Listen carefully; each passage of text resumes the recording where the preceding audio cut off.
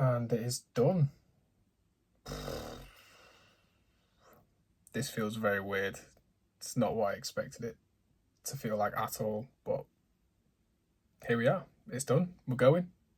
So that was me 2 weeks ago, having just handed my notice in at work, which is a very weird experience. But my last day isn't actually until, I think, the 10th of January, just due to what I do for work.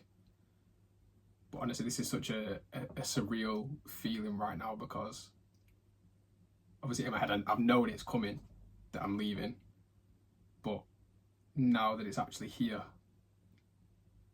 something's just not clicking in my head to go, you know, in 2 months you actually are getting on that plane and you are moving country and you're going to be away from everyone. But it's a very, very strange feeling. But I am excited. I'm very excited as well.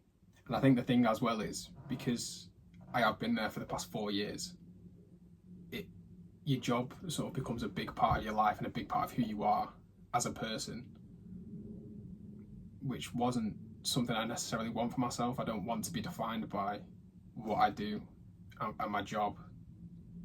I want to be defined by who I am as a person and how I can help people around me, or how I can influence the people around me. No disrespect to anyone that does like their 9-to-5 job, but that's just not for me and not who I am as a person. And that's where I think my job in Australia is going to help massively, because it's not being sat at a desk and it doesn't define you, I don't think. And from what I've heard, doesn't define you as a person as well. But before I get into that, I'll sort of explain my route, what I've got planned, and the things that I'm going to try and do before I get to Australia to start working. So I think to start with, we're flying into Bangkok on the 23rd of January. Yeah, 23rd of January. And spending 4 nights in Bangkok. I think, might be 3, that might be 3 or 4. And from there, we're going to head up north to the North Thailand, to Chiang Mai, Pai, that sort of area. Down south, do Vietnam, Cambodia, all that, Philippines, all that sort of thing. So for that'll probably last about 2 months-ish, I think. And then from there, I'm going to fly over to Australia.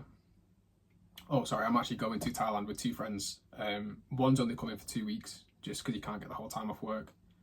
And then one of them, he's also leaving his job to come to Thailand. But I don't think he's coming to Australia. Then once I'm in Australia, I'm quite fortunate. I've got a family that live over there and have a business already. So things like a visa and getting a job are, luckily for me, fairly simple, which I think is a big reason as to why I'm actually going to go and stay, rather than just go for a couple of months and travel around, see everything. The job that I'm going to have over there is going to be doing diving. So be on a boat, and I'll take people on tours around the Great Barrier Reef, all that sort of thing. And that's why I'm going to try and get my PADI certificates in Thailand, in Koh Tao, because from what I've heard, Koh Tao is one of the best places in the world and the cheapest to get your PADI certificates for diving. I still can't believe this is actually happening. It still just doesn't, it's not sunk in at all.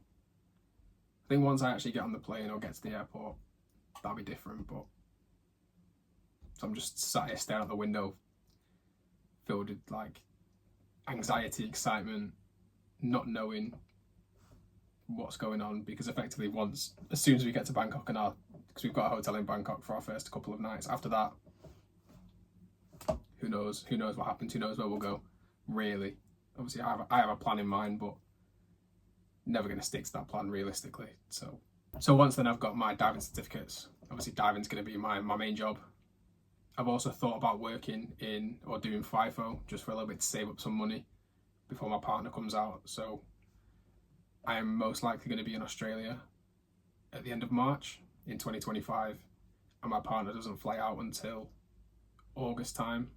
She's got a friend's wedding to go to, so she couldn't make it before then, unfortunately. So my plan ideally would be to save up as much money as possible, so that when she gets there, we can get our own, like rent our own place.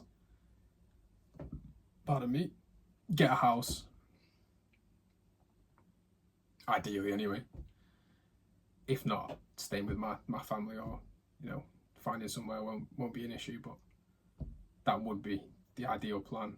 And I'd like to have that all sorted before she gets there, so she can come over and just settle straight into it The point of this video and the point of this channel is going to be pretty much to document everything that I do while I'm in Southeast Asia and in Australia.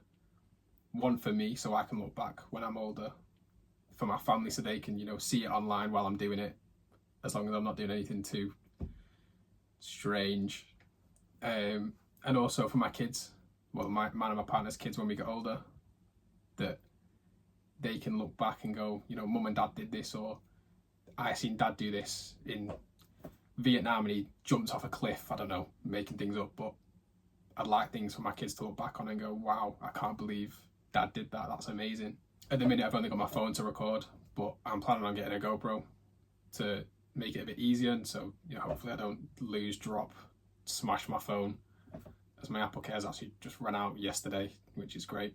So if you want to see all the stupid stuff we'll end up doing, because we will end up doing a lot of stupid stuff and probably making myself look like an idiot, but that's all part of the fun. So if that's the sort of stuff you want to see, like, subscribe. Oh, actually, as well, comment down below where we should go, things we should see, or activities we should do while we're in Southeast Asia, because I'm still looking for sort of recommendations on, you know, where's good to go, or, you know, what's good to see. So that'd be amazing.